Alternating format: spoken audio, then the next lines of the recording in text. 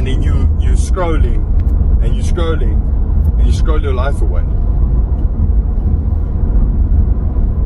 That's not what God has planned for us. Yes, you know, we have a life and we can live it the way we want to, but we need to take charge over the time we have to make the most out of the time we have, because we only have this time on earth, and we need to use that time wisely and effectively so that we can increase our effectiveness and so that we can do more for God. But that won't happen when you waste the time.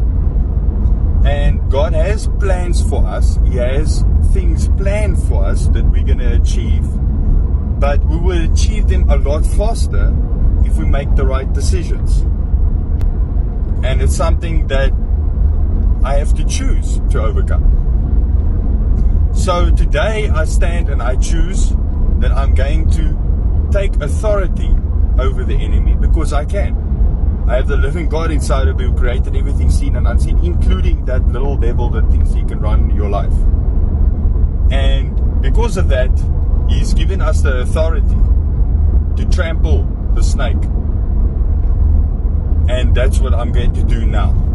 So in the mighty name of Jesus Christ, I say, Satan, you have no authority over me. You have no authority over the person watching this video.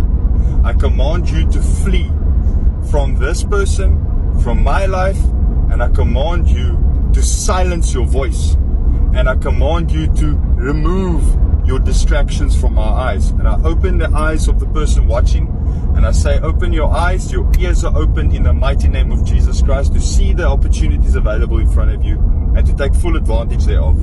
I speak motivation into your heart, and I remove any